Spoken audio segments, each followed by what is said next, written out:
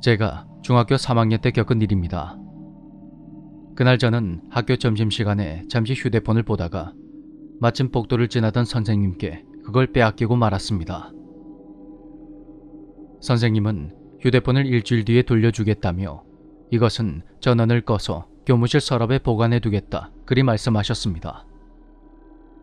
평소 휴대폰을 손에서 놓지 않았던 저는 전에도 같은 일을 몇 번 겪었기 때문에 그런가 보다 하고 알겠다고 대답을 했습니다. 그날 저는 학교를 마치고 집으로 가서 어머니께 학교에서 휴대폰을 뺏겼다고 말씀드린 후 잠시 컴퓨터를 보고 있었습니다.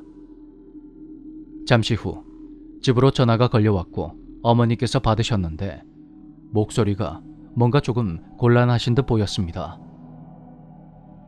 전화를 끊으신 어머니는 의아하다는 얼굴로 휴대폰을 뺏긴 게 맞냐고 물으셨고 전 그렇다고 대답을 했죠. 하지만 그 후에 어머니께서 해주신 이야기는 의문투성이었습니다.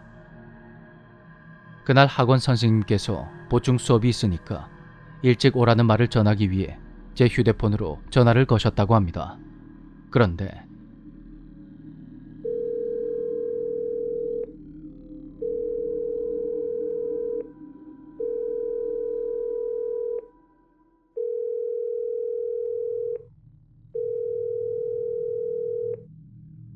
여보세요? 민우야, 수학학원 쌤이다.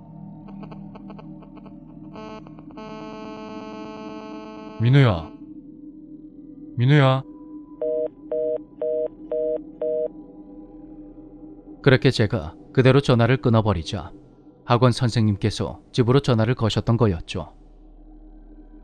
그 길로 학원에 가서 선생님께 여쭤보니 전화를 그렇게 끊어버릴 정도로 학원에 오기가 싫었냐며 핀잔을 주시더군요. 그러면서 제가 전화를 받을 때 늘 버릇처럼 하는 행동을 알고 계시는 겁니다. 전 전화를 받을 때 여보세요라는 말을 하기가 너무 귀찮아서 발음을 흘리듯이 어눌하게 말하는 습관이 있는데 선생님께서 제가 딱 그런 식으로 전화를 받았다고 하시는 겁니다. 그런데 그동안 저는 수학학원 선생님과는 한 번도 통화를 해본 적이 없었습니다. 그런데도 제가 통화할 때의 버릇을 알고 계시니 정말 놀랄 수밖에 없었습니다. 평소 점잖은 그 선생님께서 그런 장난을 쳤을 리도 없었습니다. 전 휴대폰을 학교 담임 선생님께 뺏겼고 휴대폰은 전원이 꺼져 있는 상태로 교무실 서랍이 있다고 구구절절 설명을 드렸지만 선생님은 제 말을 믿지 않으셨습니다. 학원 선생님은 학원생들을 관리하기 위해 통화 내용이 자동으로 녹음되도록 해뒀다며 녹음 파일이 있으니까 직접 들어보자고 하셨습니다. 전 학원 교무실로 가서 다른 선생님들과 함께 문제의 녹음 파일을 들었습니다. 그리고